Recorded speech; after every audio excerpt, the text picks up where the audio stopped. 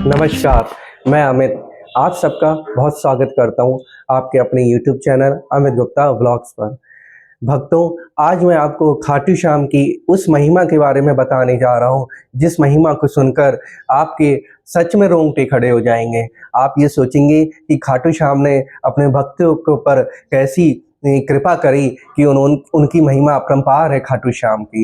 ये गाथा जो मैं आज आपको बताने जा रहा हूँ, एक उस परिवार की है जो बहुत ही गरीब परिवार था, लेकिन उस परिवार ने भी हार नहीं मांगी और उसका साथ दिया खाटू वाले ने। सिर्फ और खाटू वाले ने भी उसका साथ कैसे दिया उस परिवार का? अपनी एक अर्जी से। ये वो परिवार है जो आज तक कभी खाटू ही नहीं गया, खाटू धाम के उन्हें दर्शन ही नहीं करे, लेकिन उसने खाटू की अर्जी अपने घर में लगाई और उसकी एक अर्जी लगाने पर कि खाटू वाले ने, खाटू श्याम बाबा ने उनकी अर्जी की पुकार ऐसे सुनी कि उस परिवार की पूरा जीवन ही सफल हो गया। तो भक्तों, जो ये परिवार की कहानी है, एक बहुत ही गरीब परिवार था। उसमें एक लड़का रहता था। उस परिवार ने अपने उस लड़के को पाल पोस कर बड़ा करा। बड़ा करने के बाद जब वो पढ़ लिख के खड़ा हुआ तो उसने 2010 में सीए के एग्ज़ाम में बैठा। जब वो सीए के एग्ज़ाम में उन्हें क्वालिफाई करना शुरू करा तो 2014 तक सीए का एग्ज़ाम क्लियर हो जाता है। सीए का एग्ज़ाम तो सिर्फ 5 साल का होता है।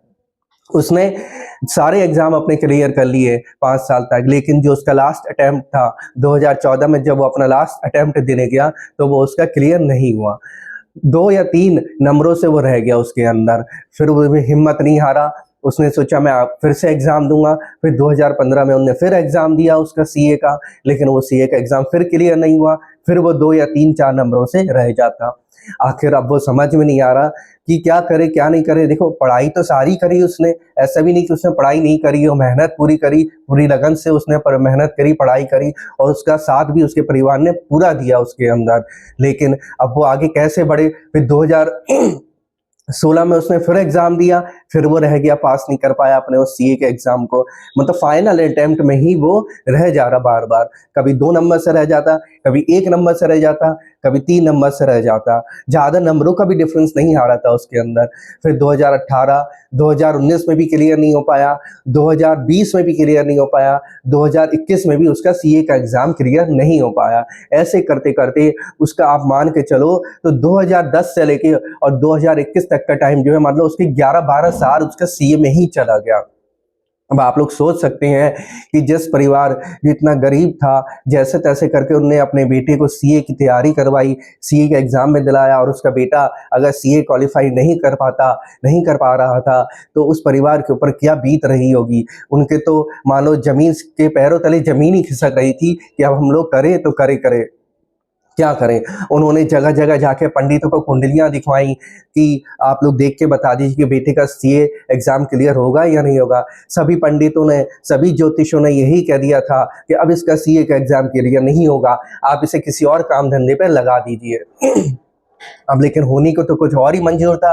खाटू श्याम जब बैठे हुए हैं अपने, तो कैसे कोई हार सकता है इस दुनिया के अंदर, क्योंकि वो तो हारे हुए भी जीत की, उसकी हार को भी जीत में बदल देते हैं। सारे पंडितों ने, ज्योतिषियों ने कह दिया कि अब आप किसी और काम धंधे पे इसे लगा दो।